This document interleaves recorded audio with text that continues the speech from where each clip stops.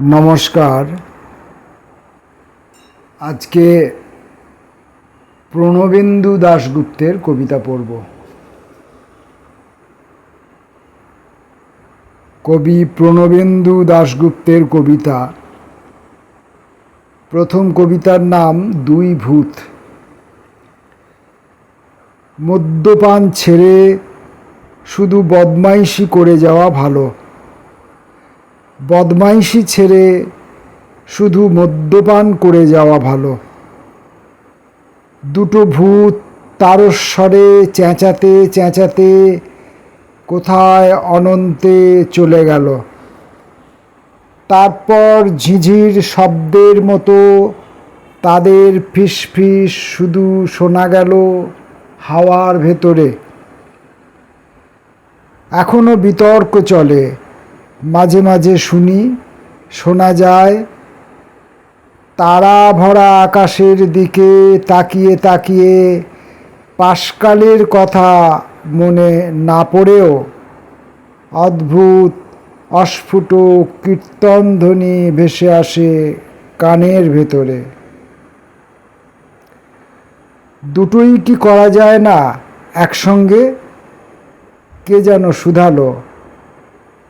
তারপর হো হো করে হেসে একটু বাইরে তাকিয়ে দেখে সমুদ্র কি একটা যেন ছোঁ মেরে কোথায় নিয়ে গেল।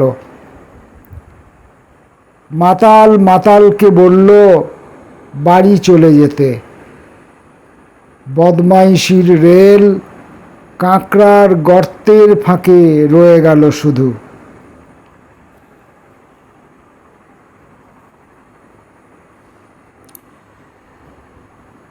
পরের কবিতা সন্ধে 7টার কবিতা।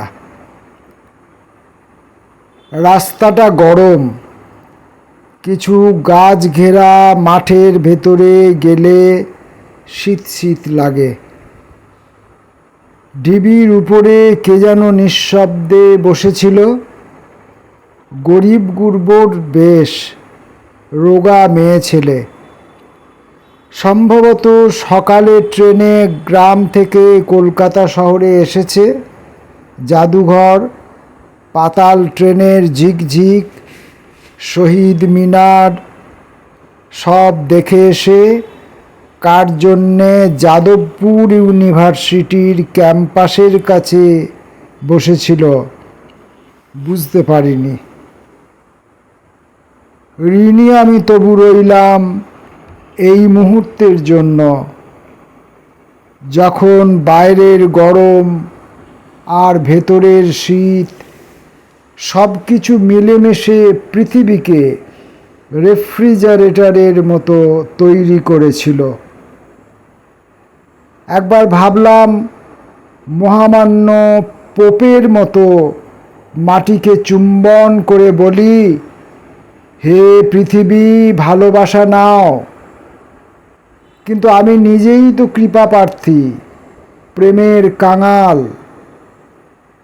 এক জাঙ্গাল বনবাদার ভেঙে এসে যেখানে দাঁড়িয়ে আছি তার কাছাকাছি আরও মানুষেরা কি যেন খুঁজছে, চাইছে, প্রায় ঠিক যুবক বেলার আমার ধরনে। মনে যতটুকু ধরে থরে থরে তাকে বাইরে সাজিয়ে রাখতে গিয়ে দেখি ঢিবির ওপরে বসা ওই দেহাত মেয়েটা কখন হারিয়ে গেছে।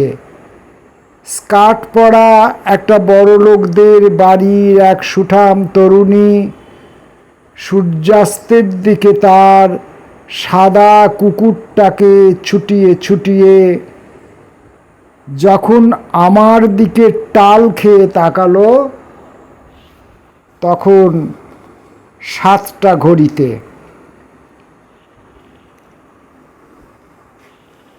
পাগল।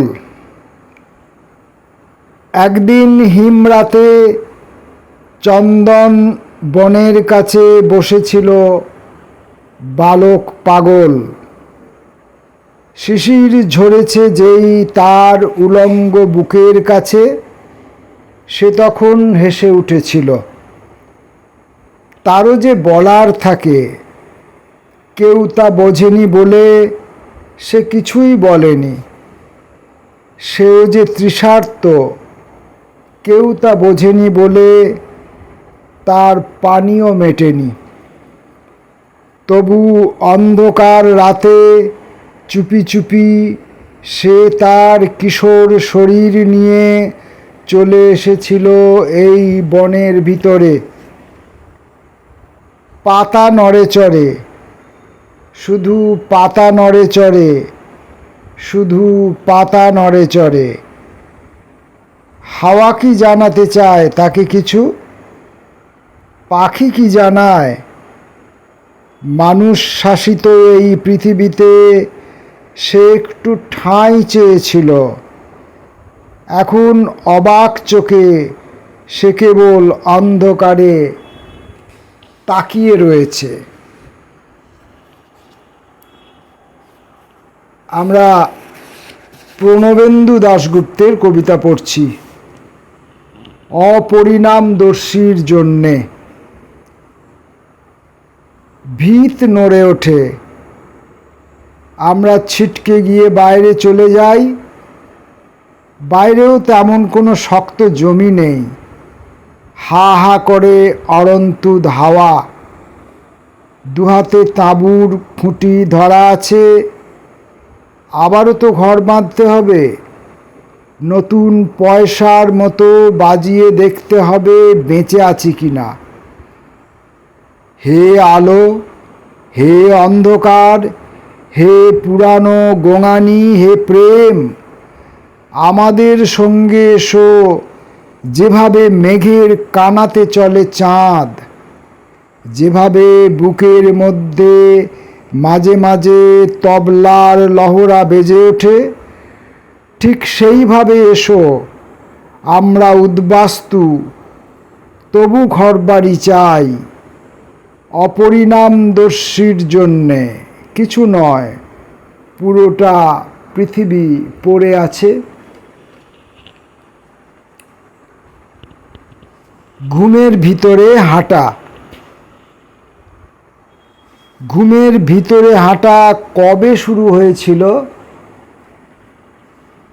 তুমি কি জানতে তুমি ঘুমের ভিতরে দুই দেয়ালের ফাঁকে সরু গলি দিয়ে যেই হেঁটে যেতে চাইছিলে, তখন দেয়ালে মাথা ঠুকে এক বিন্দু রক্ত যে পড়েছিল তা তোমার পড়েনি চোখে, কিন্তু রক্ত পড়েছিল।